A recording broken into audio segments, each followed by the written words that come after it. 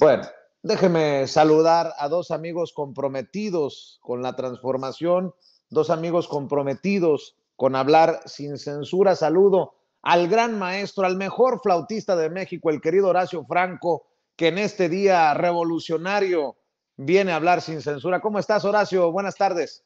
Mi querido Vicente, buenas tardes. Oye, gracias por esa cobertura tan espléndida. Muy bien por tu trabajo periodístico incansable y pues toda mi admiración y cariño y respeto al público también. Qué bonitos públicos tuvieron, qué bonitas entrevistas con la gente que vive allá, que adora este país, que van a regresar a este país, que hay un sueño mexicano. Qué padre, ¿no? Estuvo fantástica esa cobertura. En verdad, muchas gracias por todo lo que han hecho. Gracias por tus generosas palabras. Se refiere el maestro Horacio Franco a la cobertura especial y en equipo que realizamos desde San Francisco, California, por la participación del presidente Andrés Manuel López Obrador en la cumbre de la APEC. Déjenme saludar también a Norman Pearl, columnista, analista y amigo de Sin Censura. Ya llegó el querido Norman Pearl. ¿Cómo estás, Norman? Buenas tardes.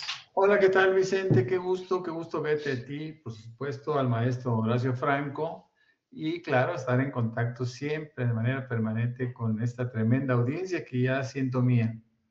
Gracias, es tuya, es tuya. Todos somos sin censura, querido Norman. Déjenme iniciar precisamente con eso.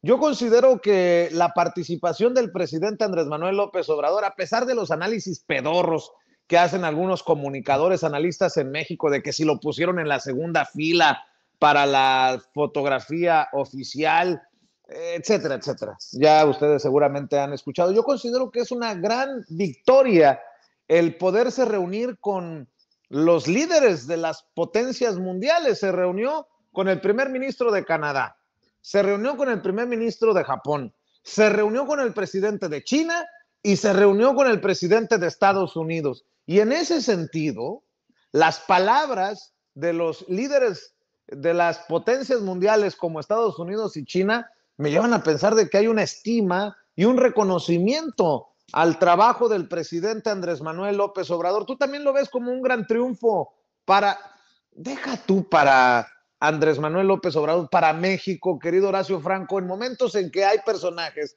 como Ferriz de Con que quieren una crisis económica, pero en este sexenio, antes de que lleguen las elecciones, para poder salir a decir no voten por Morena, en momentos en que JP Morgan Chase dice que México es el más importante destino para sus inversiones, en momentos en que la economía va bien, pues creo que México asumió un papel protagonista en esa cumbre de la APEC para acordar en la lucha contra el fentanilo, acordar en temas económicos y obviamente el papel en conjunto que se tiene que asumir frente al fenómeno migratorio, Horacio. Sí, bueno, yo estoy totalmente de acuerdo contigo. México es un país ya un destino preponderante para la inversión. México es un país respetadísimo a nivel macroeconómico, a nivel de país inversión, a nivel de país con seguridad para las empresas, para que inviertan aquí.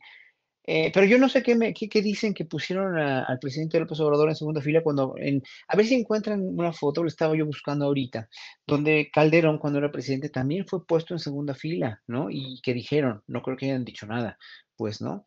Aquí no es cuestión de quién está en primera y quién está en segunda fila, es los resultados que se den en un país, los resultados que finalmente estamos ya empezando a cosechar ya en las postrimerías de este sexenio, que es un sexenio que ha sido fundamentalmente de triunfo para la economía mexicana, para el peso tan grande que siempre debió haber tenido México como país de inversión, como país de destino de inversiones, pero que fue tan mal manejado, que fue tan corrompido por el neoliberalismo, que en un momento dado vemos que el modelo humanista de López Obrador sí es compatible con el no neoliberalismo, sino con el crecimiento económico a partir de que México es un país con muchas posibilidades para la inversión y sobre todo para crecer, no nada más a partir de la inversión extranjera, sino a partir de sus propias fuentes, sus propios recursos, su propio petróleo,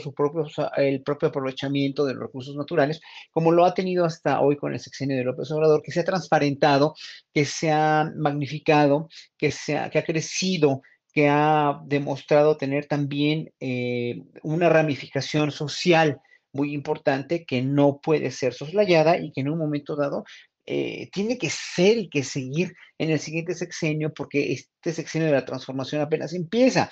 Es decir, yo creo que el papel que hizo con China, con el presidente Xi Jinping, con lo del fentanilo, las reuniones que tuvo con los otros presidentes, y pues sí, el hecho de no quererse acercar a la señora Dina Boluarte, finalmente pues demuestran que tenemos un presidente de una sola pieza y que a pesar de que no ha sido, muchos le podrán achacar que no ha sido un presidente que ha viajado, un presidente, como dirían, internacionalista, un presidente que va con la onda de las relaciones exteriores eh, como parte fundamental de su gobierno, pues no ha sido así porque tuvimos un muy buen canciller que se llama Marcelo Ebrard. Tenemos una muy buena canciller ahora, la señora Bárcena, que finalmente pues está dando muestras de una gran diplomacia. Vamos, el tuit que puso con lo de Milei, ¿verdad? O sea, eso significa ser grandes diplomáticos. Las relaciones exteriores de México siempre han estado en un muy buen nivel a partir de hoy por hoy con López Obrador. Antes también tenían muy buen personal, ¿no? En la Cancillería. Muchos de la Cancillería se quejaban y se siguen quejando por la cuestión de cómo estuvo manejada por Marcelo Ebrard, sobre todo porque pues se han nombrado embajadores que pues ya sabemos quiénes son, como Quirino Ordaz, la señora Pavlovich, que no merecían ser, dijéramos, según nosotros, el pueblo mexicano, no tienen por qué merecer un puesto tan importante, pero pues ahí están por cuestiones políticas y por cuestiones que en un momento dado nosotros como no politólogos, nosotros como no entendidos en las cuestiones de dimes y diretes políticos, que son además muy sutiles, son pero muy frágiles en ese sentido, pues se pueden tomar esas decisiones que a veces no nos gustan, pero que pues ahí están, ¿no? Pero sí, a mucha gente de la Cancillería no le gustan. Pero las relaciones internacionales a partir del presidente, ahora sí, del presidente, han sido verdaderamente excepcionales, verdaderamente muy buenas, ¿no? El hecho de no romper relaciones con Israel, pese a que los ciudadanos quisiéramos que rompiéramos relaciones, tiene su excusa en la Constitución, tiene su razón de ser, pues, ¿no? Entonces, híjole, yo como ciudadano mexicano, no es que nada más me sienta contento, sino me siento orgulloso de cómo el presidente López Obrador, a pesar de que no viaja tanto, a pesar de que no es un presidente, como digo yo, geopolíticamente hablando así de los más como pudieron haber sido los demás, que tampoco lo eran, porque pues, Peña Nieto nomás hacía viajes para gastar dinero y para que lo humillaran, como lo humilló Trudeau con Obama, ¿no? Aquella vez, ¿no? Que estaban en Ottawa. Pero bueno, finalmente ya no importan estos expresidentes. Lo que importa es lo bien que está llevando López Obrador la política exterior hacia un país como México, que ya cada vez se impone más con ese respeto a partir de la comunidad internacional y de sus hechos. Triunfo, victoria de López Obrador luego de la cumbre de la APEC, mi querido Norman Pearl. Yo sigo insistiendo, para mí sí, se reúne con los líderes de las potencias mundiales y creo que eso no lo puede presumir, no lo pueden presumir todos, Norman. No, absolutamente, es un éxito rotundo. La posibilidad de estar en contacto tete a tete, cara a cara, con los líderes mundiales, bueno, pues esto no es cualquier cosa. Y además facilitar esas entrevistas, pues representa también un trabajo de la Cancillería actual, que lo hace de manera no solo decorosa, de manera inteligente, puntual. El presidente López Obrador mantiene una extraordinaria relación con todos los países del mundo, pero en este caso, hablar es decir, los comentarios que surgen una vez que se dan las entrevistas por parte del presidente chino, pues son espectaculares, ¿no? Cómo alaba el proceso, el trabajo, el crecimiento, el progreso que se da en México bajo la tutela, bajo el liderazgo de un presidente como López Obrador. Y los comentarios sistemáticos de Biden apoyando, reconociendo a su amigo como una persona especial, diferente, ¿no? Como una persona, como un político, como un presidente que sistemáticamente está creando cosas en beneficio de la convivencia vecinal necesaria, ¿no? Y vamos, nosotros no podemos evitar ser vecinos de Estados Unidos, ¿no? Y bueno, la relación nunca había sido mejor, pero es una relación de respeto, es una relación importantísima. Estar en contacto con el primer ministro de Japón, con el primer ministro de Canadá, pues todo eso representa interés por parte de aquellos países, no solo en términos económicos, también en términos políticos, ¿no? Y si nosotros hacemos o queremos hacer énfasis en el prestigio, en el respeto que ha logrado México a través de su presidente, bueno, pues esto es una cosa muy contundente, ¿no? Muy seria. Tenemos que pensar de una manera objetiva con respecto al comportamiento y a los logros que está teniendo el presidente de la República, ¿no? Me llamó mucho la atención en la introducción, apenas la vi porque iba entrando, los comentarios de Ferriz de Congo. Eso es una cosa, no solo ridícula, es algo enfermizo, ¿no? Cada vez que abre la boca este señor, que fuera comunicador en los 80s, en los 90s, bueno, pues es un tipo que no ha entendido todavía el sentido de la política, ¿no? O sea, no entiende qué es la política. Y yo creo, antes todos decían, cuando menos en términos de cortesía, que si la iba bien a México, aunque fuesen adversarios políticos, siempre todo el mundo decía, bueno, si le va bien a México, si le va bien al presidente es que le va bien a México. Y decían, bueno, ok, es una forma de convivir en términos cordiales, ¿no? Pero ahora ya es tal el nivel enfermizo de personas como Ferriz de Con, segundo, que pues son cosas que no podemos pasar por alto ni pensar que son producto de la casualidad. Es una mente enfermiza, como hay tantos dentro de ese mismo ámbito. Ellos comparten sus emociones, ¿no? Con el judío hitleriano, al-Arraqui, y con diferentes personajes que se dan cita en ese lugar, como un señor que no me acuerdo de su nombre, pero sí de su apodo, el saco de pus, que se dan cita pues, para despotricar en contra del gobierno y crear nada, porque están acostumbrados a proponer nada. Y bueno, ese es su trabajo, ¿no? Esa es su forma de vivir y de entender la política. Bueno, déjenme no solamente hablar de política exterior, sino política interna, política doméstica. Hoy, en otro aniversario más de la Revolución Mexicana, el presidente se avienta un discurso que puede resultar histórico. El presidente habla de un decreto que se publica en el Diario Oficial de la Federación para que regresen los trenes de pasajeros a nuestro país. Este es el anuncio que hace el presidente, creo que ya lo tiene el equipo de producción. Se escogió este día, lo resumo, para publicar el decreto. Hoy aparece en el Diario Oficial el decreto que establece el regreso del servicio de trenes modernos de pasajeros con la utilización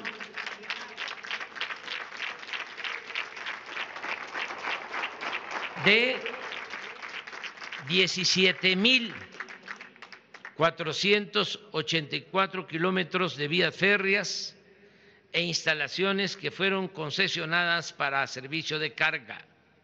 Y ahora se van a utilizar también esas vías férreas para el servicio de trenes de pasajeros. Mi querido Horacio Franco, seguramente tú estás tan emocionado como yo de este anuncio que hace el presidente Andrés Manuel López Obrador, lo que significaría también, pues, una situación que puede molestar a muchos de estos que tienen las concesiones de las vías en nuestro país. Pero bueno, escucho tus comentarios. Bueno, hasta donde yo sé, yo también estoy tan contento, como tú y como deberíamos estar la mayoría de los mexicanos que regresen el transporte férreo, el transporte ferroviario, que lo quitó tan injustamente y tan gandallamente Cedillo, y que en un momento dado se aprovechó de eso también, ¿no? Y que hoy por hoy se vuelvan a aprovechar esas vías férreas que tenemos como medio de transporte, que es un transporte, ya lo dijo el presidente, que va a ser más barato, que es un transporte más ecológico, bueno, lo que quieran y manden, ¿no? De todo eso nos alegramos muchísimo. Un decreto así es una medida importantísima para el progreso en México. Nada más que hasta donde yo sé, bueno, ¿quiénes van a tener primero el chance o las concesiones para abrir esto? Creo que es Grupo México. Y si no, creo que es la defensa, si no acepta Grupo México con las condiciones que impone el gobierno. Corrígeme si estoy mal, Vicente, porque eso oí someramente. No estuve muy profundizado en eso. ¿Es cierto que el Grupo México Les de va a la dar, REA va a tener eso? les va a dar primero a las empresas, a los privados, la oportunidad de decidir si ellos quieren entrarle al negocio de los trenes de los trenes de pasajeros, y si no, terminará siendo precisamente las Fuerzas Armadas. Grupo México tiene concesión de muchas de estas vías ferroviarias y digo, serán de los grupos que tendrán que hacer de tripas corazón o le Ujú. entran al negocio de los trenes de pasajeros o van a tener que apretarse un poquito el corazón, entendió el que entendió, mi querido Horacio. Claro, y es ahí donde peligra, obviamente, cuando Grupo México, un grupo en el cual no confiamos los mexicanos por toda la tremenda vorágine de sucesos desafortunados y de contaminación ambiental que han causado y de explotación. O sea, el Grupo México de la REA es un grupo que es enormemente repudiado por el pueblo mexicano y lo lamento mucho porque, a ver, yo le quisiera preguntar de veras al señor Germán Larrea, que digo, obviamente espero que pueda escucharme. No sería, y lo mismo le pregunto también a muchos otros magnates ricos y que están tan repudiados en realidad por los pueblos, no nada más en México, sino en Estados Unidos, todo el poder económico. Pero le pregunto directamente a una persona como Larrea, ¿no? ¿No sería realmente precioso y bonito para morir tranquilo, para tener tranquilidad en tu alma, ¿no? Porque vimos, híjole, esta película ahorita esta serie tan buena en Netflix de lo del oxicodon, ¿no? No me acuerdo cómo se llama, Oxycontin en inglés, de este farmacéutico Oxycontin que fue promovido por un empresario químico gringo de este laboratorio y que obviamente sobre su conciencia, sobre su conciencia, hubo cientos de miles de muertos por haber promovido esto para el dinero nada más, por el cochino dinero que tienes a raudales. Yo le pregunto al señor Larrea, en realidad, ¿quiere morirse así, repudiado y con toda esa culpa enorme? No de usted nada más, ¿no? No es una cuestión de usted, es cuestión de toda una empresa, pero es una política empresarial que ha excluido que ha excluido totalmente a la ecología de un país, al bienestar de la población. Y sobre todo, ¿no sería muy lindo decir, sí la cagamos, sí vamos a hacer todo lo posible, nos vamos a quedar con la mitad de lo que tenemos, pero la mitad de lo que tenemos nos basta para ser felices y tener las cubiertas las necesidades básicas y hasta no básicas de 100 generaciones, de 200 generaciones, sin que tengan que mover un dedo, dijéramos, ¿no? Sin que tengan que incrementar eso, pero ¿no sería precioso, no sería bonito, no sería lindo saberte salvado, saberte de veras perdonado, no nada más por la sociedad o por el presidente o por un gobierno, sino por ti mismo, de haber causado tanto daño? Y digo esto porque finalmente, pues esto sería una manera también de expiar tus culpas, junto con el resarcir la cuestión ecológica, obviamente, y la cuestión de pasta de conchos, etcétera, etcétera. Pues sería es que de veras, o sea, mientras más evolucione el ser humano, mientras más evolucionamos como seres humanos, que es precisamente lo que no estamos haciendo, ¿no?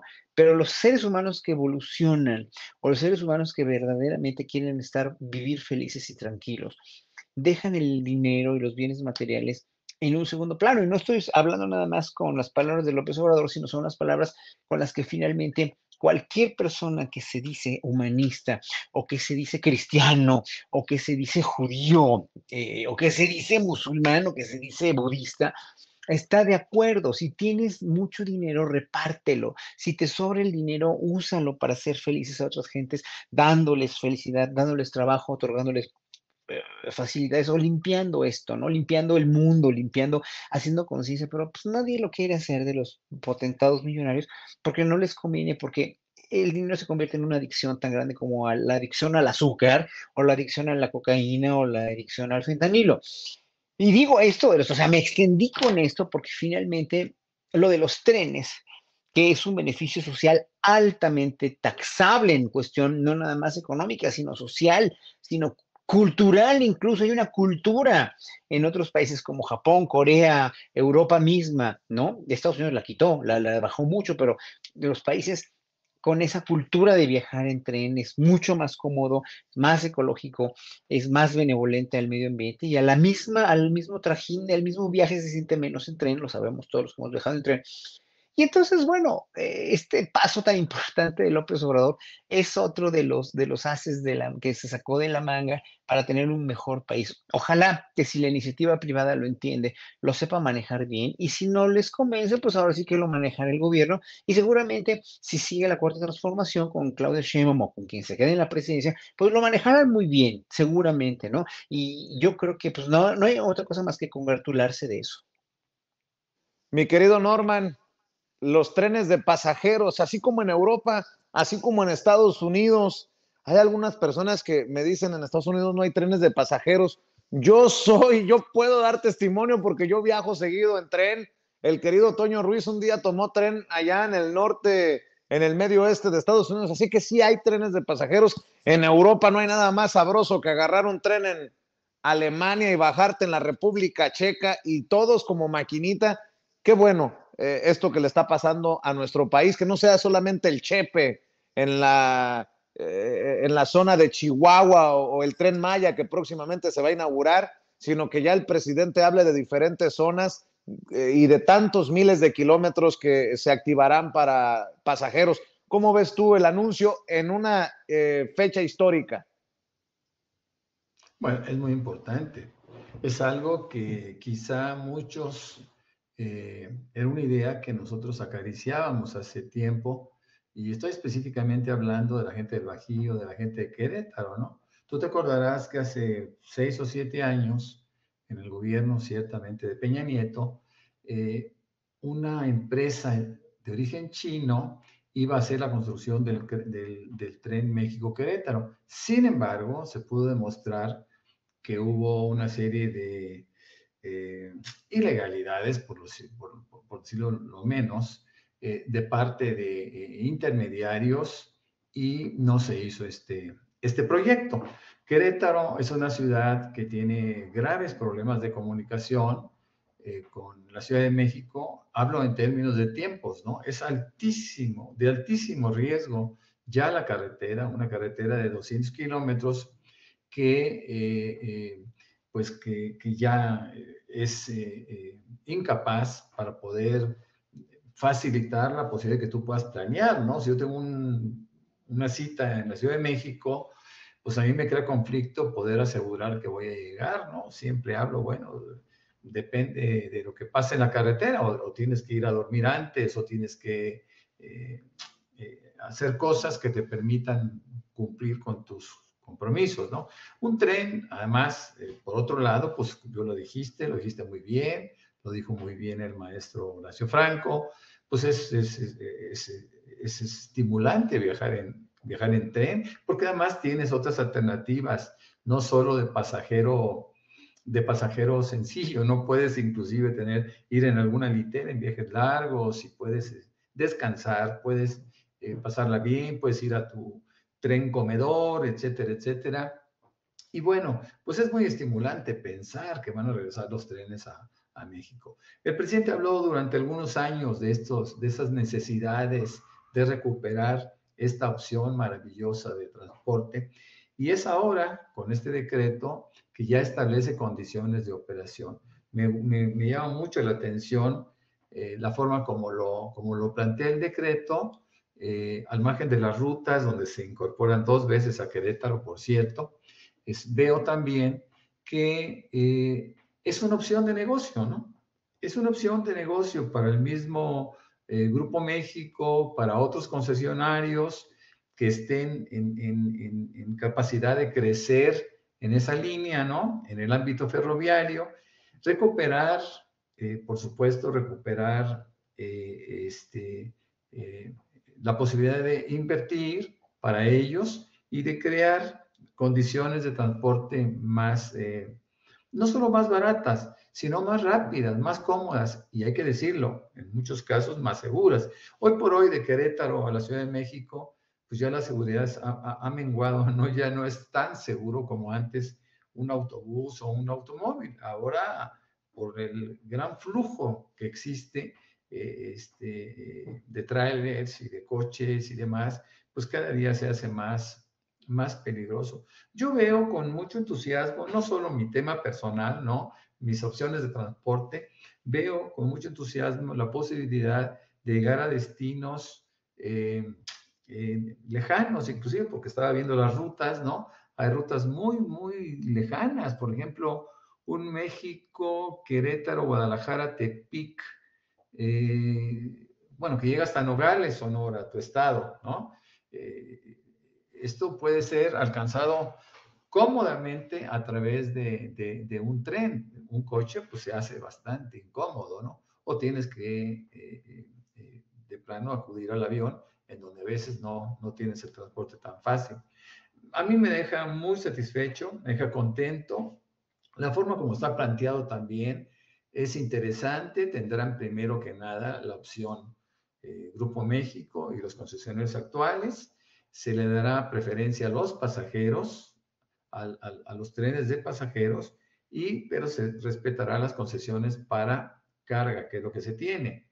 La posibilidad de que los inversionistas puedan ser los mismos concesionarios. Si no es así, bueno, pues ceder, darles los títulos de propiedad, de ingreso a Sedena, Marina, etcétera. Y si no se hace así, pues se va a aceptar también a todos aquellos particulares que quieran invertir en este negocio que puede ser muy importante. Lo han dicho ustedes de una manera categórica. Europa, Estados Unidos, Japón y los países industrializados están inmersos en la necesidad de transportarse por vías o con métodos, por decirlo de una forma tan general, menos contaminantes y sobre todo más placenteros, Vicente, Horacio, porque viajar en tren es, lo vuelvo a repetir, muy estimulante. Inician las precampañas oficialmente y hay una gráfica, hay una imagen que seguramente le arde hasta el fondo del corazón a Xóchitl Gálvez, que es esta, de la última encuesta de las eras de Motecnia. Claudia Sheinbaum tendría una intención del voto del 66%, mientras que Xóchitl Gálvez tendría el 14%, Samuel García el 6%, Eduardo Verástegui el 2%, y todavía no sabe el 3%, pero esto es abrumador. Inician las precampañas, mi querido Horacio Franco, escucho tus comentarios acerca de estos números. Mira, pues son muy evidentes, son muy, muy obvios, son muy claros, más que claros. No hay eso, no hay estrella floja que hubiera podido haber en otros sexenios anteriores para que pudieran hacer fraude o manipular como cuando 2006, o este porcentaje menos abrumador de la derecha y la izquierda, o el centro, el peronismo en Argentina.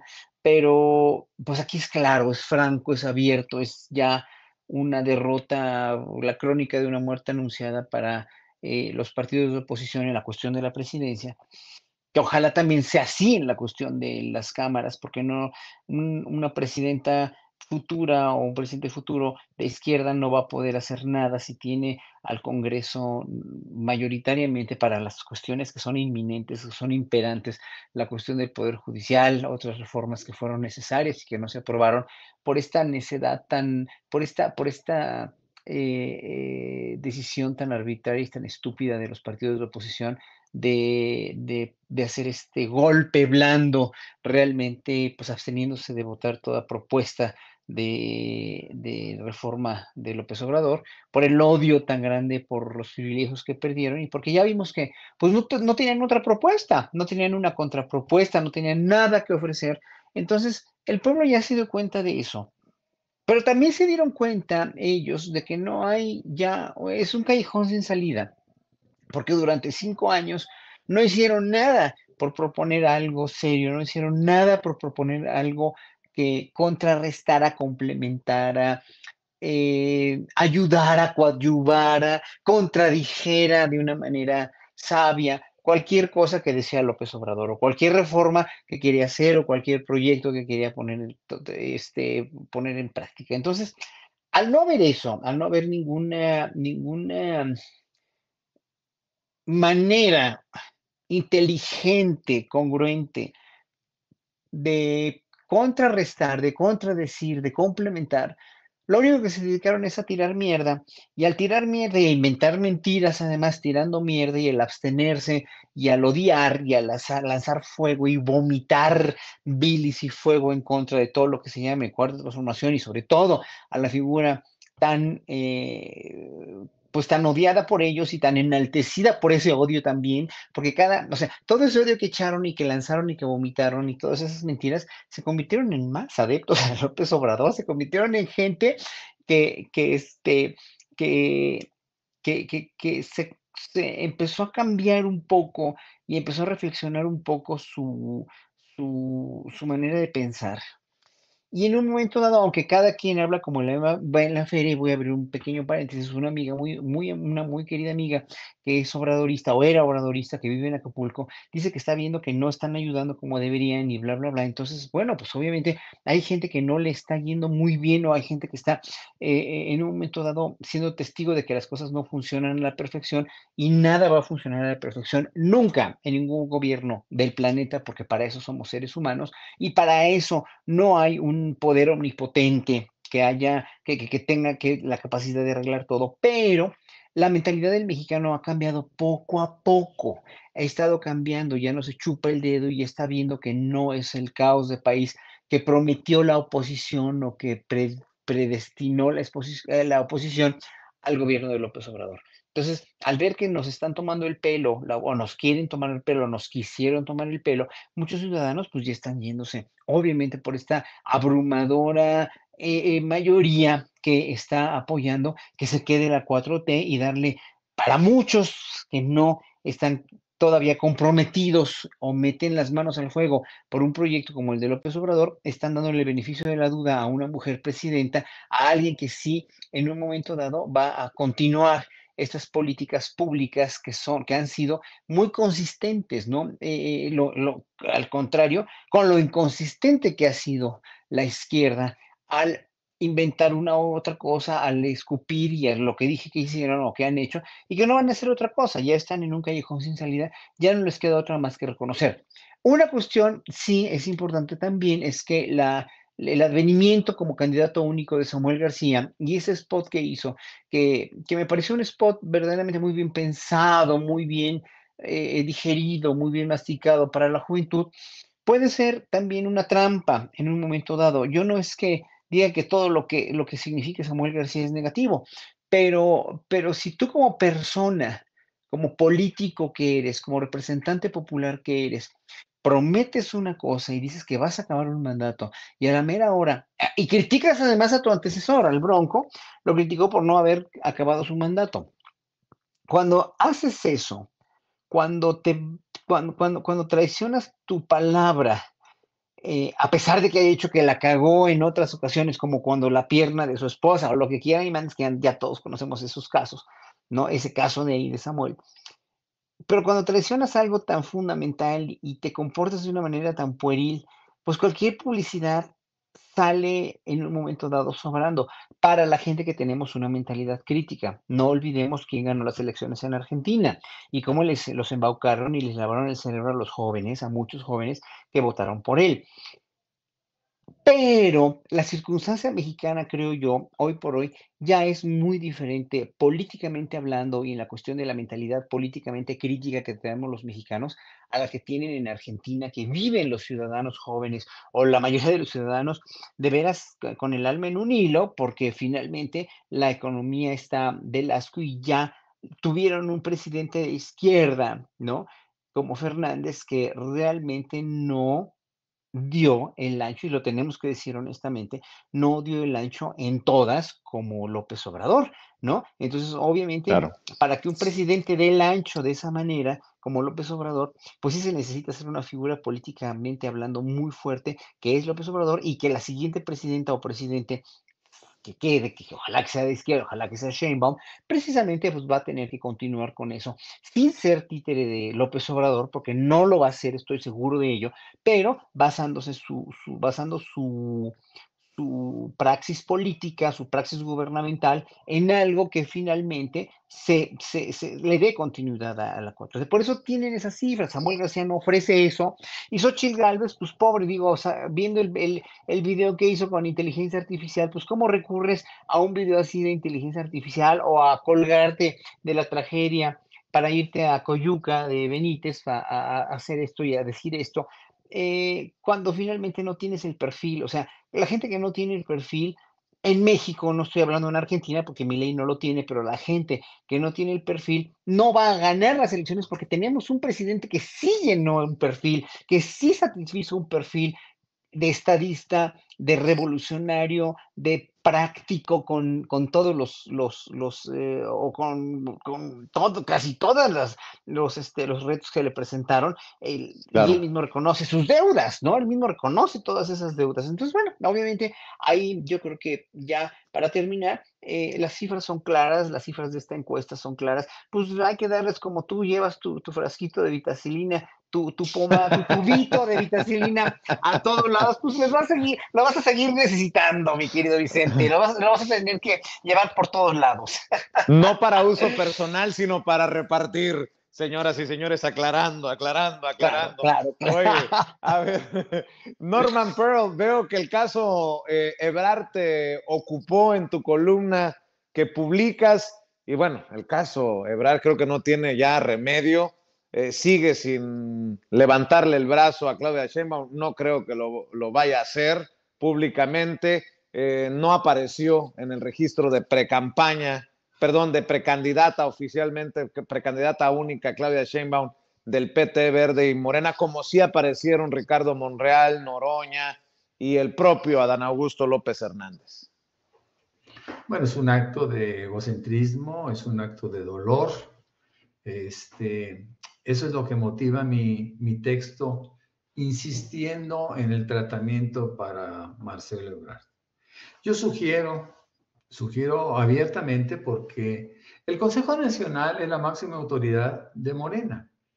Entonces yo pienso que se puede hacer un Consejo Nacional extraordinario para que los consejeros que representan a toda la militancia de Morena estén en capacidad de decidir al respecto. Es decir, no dejarle esto nada más a una negociación de la doctora Claudia Sheinbaum, porque se le estaría llenando de un compromiso que no creo que deba de asumir. Yo siento que es el Consejo Nacional, insisto, hacer un Consejo Nacional extraordinario para que decidan la suerte de Marcelo Ebrard. ¿Bajo qué premisas? Bueno, Marcelo Ebrard participó como aspirante, no descubro el hilo negro, junto con otros 5 personas. Él se comprometió a acuerdos específicos que todos incumplió. Por ejemplo, se prohibían entrevistas a medios hostiles por muchas razones, a medios hostiles al gobierno. Él lo primero que hizo fue entrevistarse con miembros hostiles, con programas hostiles. él se les pidió también, y eso se les pide a todos los precandidatos que van a participar en una encuesta, que sean respetuosos con sus pares, ¿no?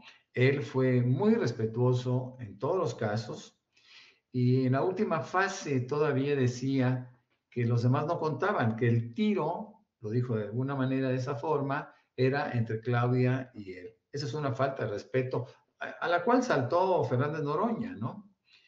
Él, al final, el acuerdo quizá el más importante para hacer prevalecer la unidad, era el reconocimiento a la ganadora. Él dijo en alguna ocasión, en entrevistas, obviamente con medios afines a él decía que era imposible que se hiciera un fraude dentro de las encuestas, ¿no? Que estaba todo tan controlado, que iba a haber 8 personas en cada uno de los votos, etcétera. Y tenía razón. Yo he dicho en varias ocasiones que estas fueron las encuestas más vigiladas en la historia de México. Pero finalmente, él, a pesar de participar en las encuestas y aceptar que había imposibilidad de fraude, tuvo que recurrir al pasado y a decir que Claudia había sido demasiado apoyada, ¿no? Entonces, bueno, me parece que Marcelo Ebrard, y creo que todo el mundo estará de acuerdo conmigo, incumplió con los acuerdos.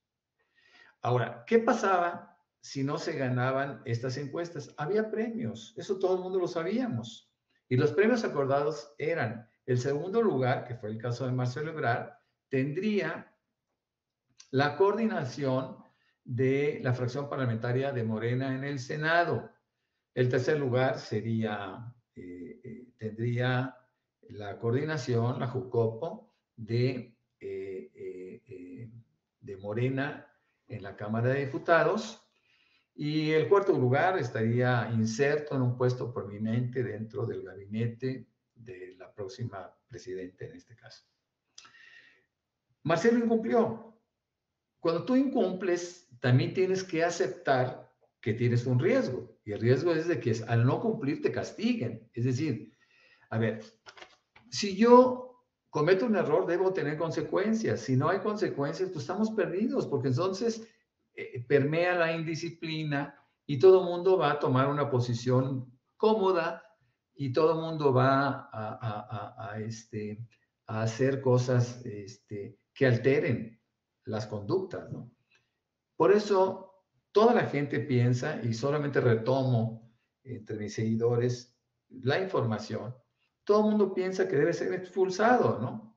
No solo no debe de ser premiado. Mira, un pequeño ejemplo del peligro que representa Marcelo Ebrard de estar, de formar parte o del gabinete y sobre todo en alguna de las cámaras, es que él podría hacer algo similar a lo que hizo recientemente cuando empleó a una veintena de legisladores para que hicieran un posicionamiento a favor de la alteración del presupuesto, es decir, de la aplicación del presupuesto.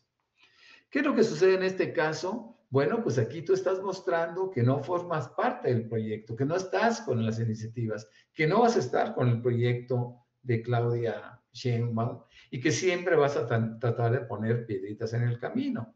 Es un riesgo muy alto, Vicente, Horacio.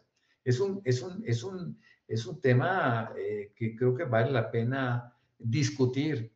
Y sí, insisto, en el caso de Claudia Sheinbaum representa un riesgo innecesario que ella tome esa decisión, pues lo debe de tomar el Consejo Nacional Extraordinario de Morena, ¿no? Ahí están 300 representantes que son consejeros y que pueden y deben de decidir al respecto. No es un tema menor, es un tema que vale la pena abordarlo con la mayor seriedad y con el mayor propósito de que el próximo sexenio, que seguramente presidirá en virtud de las encuestas que tenemos por ahí, que a mí me impresionaron, pero bueno, no es otra cosa que la realidad, que no alteren su camino, ¿no? Que el gobierno de Claudia Sheinbaum sea igual o mejor que el gobierno que estamos disfrutando con el presidente López Obrador. Mi querido Norman, precisamente para que la gente que nos está viendo y escuchando pueda leer tu columna, ¿en dónde te apoyamos, en dónde te respaldamos, Norman?